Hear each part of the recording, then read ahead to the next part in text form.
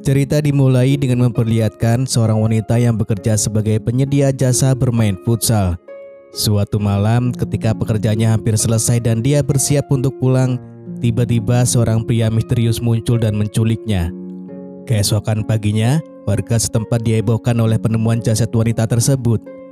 Kasus ini segera ditangani oleh pihak kepolisian yang mengungkap bahwa ini bukanlah kejadian pertama, melainkan sudah menjadi kasus pembunuhan keempat yang terjadi dalam beberapa waktu terakhir.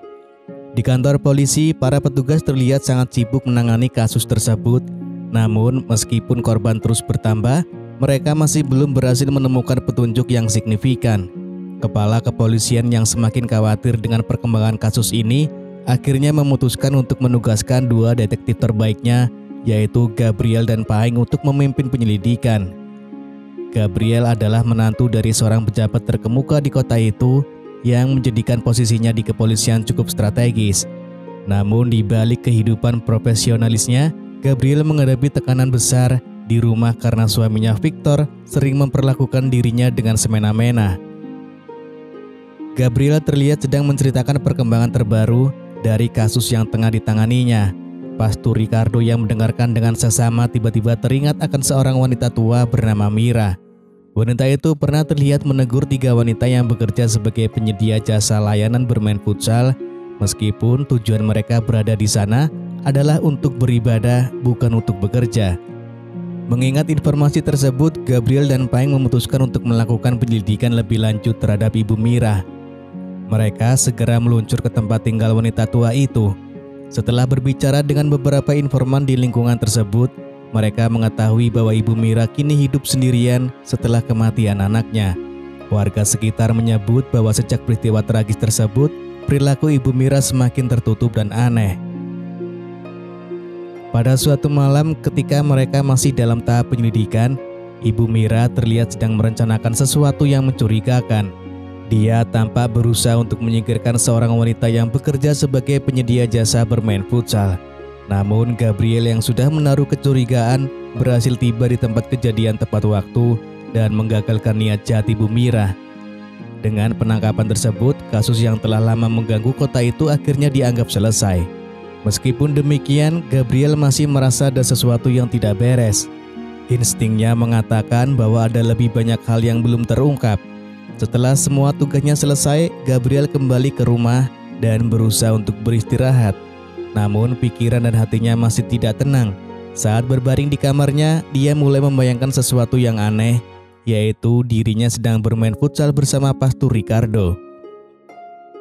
Di sisi lain, seorang wanita bernama Jasmine terlihat sedang bermain futsal dengan seseorang yang misterius. Namun ketika ia tersadar, Jasmine menemukan dirinya dalam keadaan disekap di tempat yang gelap dan asing.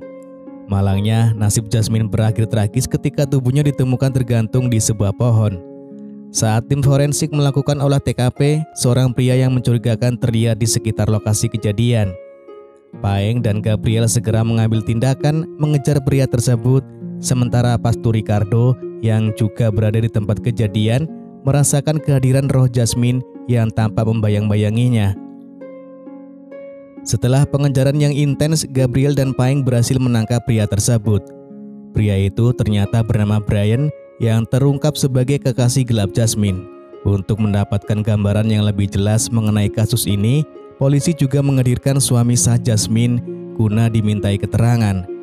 Setelah melalui serangkaian interogasi dan pengumpulan bukti, baik Brian maupun suami Jasmine dibebaskan karena tidak ditemukan cukup bukti yang mengaitkan mereka dengan kematian Jasmine. Namun ketika malam tiba, Gabriel kembali ke rumah dan terlibat dalam pertengkaran sengit dengan suaminya. Victor dengan nada sarkastis dan meremehkan terus-menerus mengungkit masa lalu Gabriel, mengingatkannya bahwa dia telah dijual oleh keluarganya sendiri untuk melunasi hutang-hutang ayahnya. Perkataan Victor ini semakin memperuncing ketegangan dalam rumah tangga mereka, menambah beban pikiran Gabriel yang sudah penuh dengan kasus pembunuhan berantai yang tengah ia hadapi. Keesokan paginya, Gabriel terlihat tengah berdiskusi dengan Pastor Ricardo mengenai perkembangan terbaru dalam kasus yang sedang ia tangani. Namun di tengah-tengah percakapan mereka, pikiran Gabriel mulai melantur. Ia tiba-tiba berhalusinasi membayangkan dirinya sedang bermain futsal bersama Pastor Ricardo. Halusinasi ini membuat Gabriel semakin bingung dengan perasaannya sendiri, menambah kompleksitas emosional yang ia rasakan di tengah penyelidikan yang penuh tekanan. Beberapa waktu kemudian, di kantor polisi seorang wanita tua datang membawa makanan favorit Pastor Ricardo. Karena Pastor Ricardo tidak berada di tempat, makanan tersebut dititipkan di kantor polisi. Saat berbicara dengan wanita tua itu, Gabriel mulai merasa ada sesuatu yang tidak beres.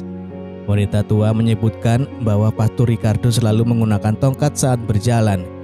Informasi ini menimbulkan kecurigaan di benak Gabriel karena selama ini ia tidak pernah melihat Pastor Ricardo menggunakan tongkat. Pada malam harinya, Victor terlihat sedang bersama seorang wanita muda bernama Emily. Karena desakan kebutuhan hidup dan biaya kuliah yang terus meningkat, Emily merasa terpaksa memenuhi permintaan Victor untuk bermain futsal bersama dengannya. Situasi ini memperlihatkan betapa tertekannya Emily yang harus mengorbankan harga dirinya demi memenuhi tuntutan hidup yang tak ada habisnya. Kemudian terlihat Emily terbangun di sebuah gubuk tua, bingung dan panik setelah usai bermain futsal yang dilakukan dengan seorang pria misterius. Saat ia mulai menjelajahi tempat itu, ia menemukan beberapa benda yang mencurigakan.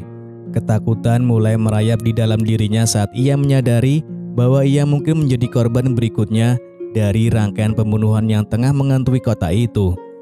Dalam kepanikan, Emily berusaha melarikan diri untuk menyelamatkan nyawanya, namun sayangnya usahanya gagal.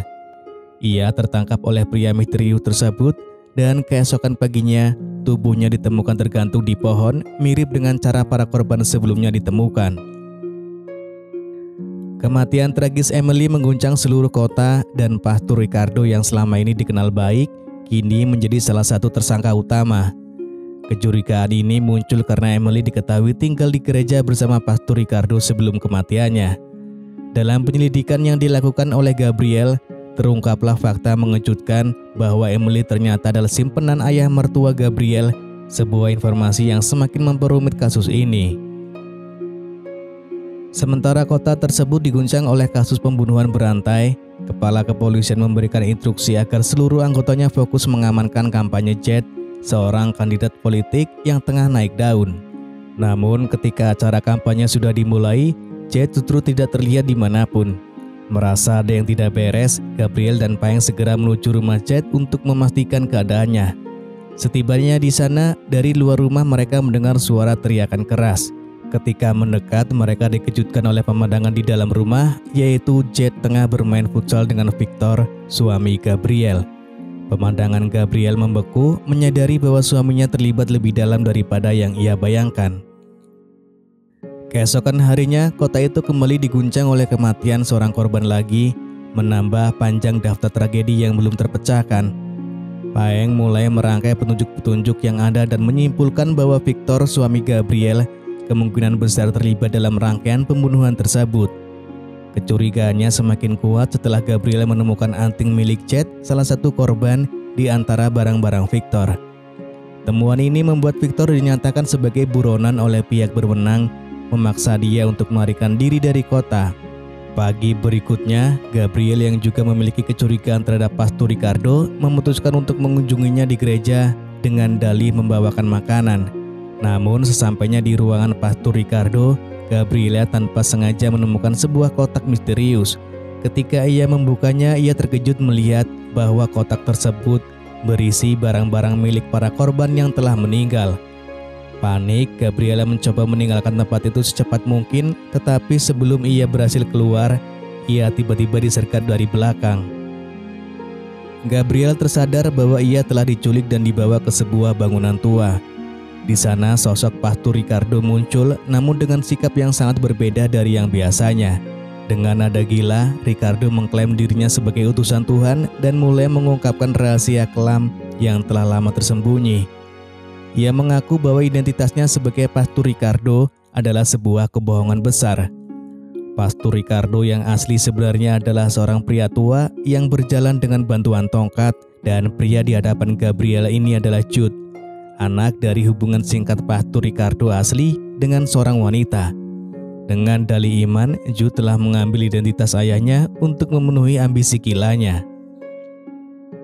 Jude yang telah lama menyimpan dendam atas penderitaan masa kecilnya, akhirnya membalas semua sakit hati itu dengan cara yang sangat kejam. Ia menghilangkan nyawa ibunya sendiri, dan tak lama kemudian Pastor Ricardo yang asli juga menjadi korban kebengisannya. Setelah menyingkirkan orang-orang yang seharusnya dekat dengannya, Jude merasa dirinya sebagai utusan ilahi yang ditugaskan untuk menghukum wanita-wanita yang dianggapnya bersalah. Namun yang aneh dan tidak masuk akal, ia selalu mengajak para korbannya untuk bermain futsal sebelum akhirnya mengakhiri hidup mereka. Tanpa sepengetahuan Jude, Gabriel yang semula disekap olehnya berhasil melepaskan diri dari ikatan yang menjeratnya. Dengan sisa tenaga yang ada, ia bergegas menuju kantor polisi. Sesampainya di sana, Gabriel segera melaporkan apa yang terjadi dan mendesak rekan-rekannya untuk menangkap Jude yang selama ini berpura-pura menjadi seorang pastor. Sementara itu, di tempat lain, Jude dihantui oleh roh-roh para korban yang pernah ia bunuh. Mimpi buruk itu terus menghantuinya hingga ia akhirnya tak kuat menahan rasa bersalah dan ketakutannya, memutuskan untuk mengakhiri hidupnya sendiri di dalam gereja yang selama ini menjadi markasnya. Namun tragedi belum berakhir. Setelah kematian Jude, alih-alih mendapatkan simpati sebagai korban, Gabriel justru dijadikan tersangka oleh pihak kepolisian atas kematian Jude. Semua bukti yang terkumpul tampaknya mengarah padanya, membuat Gabriel terjebak dalam situasi yang lebih buruk.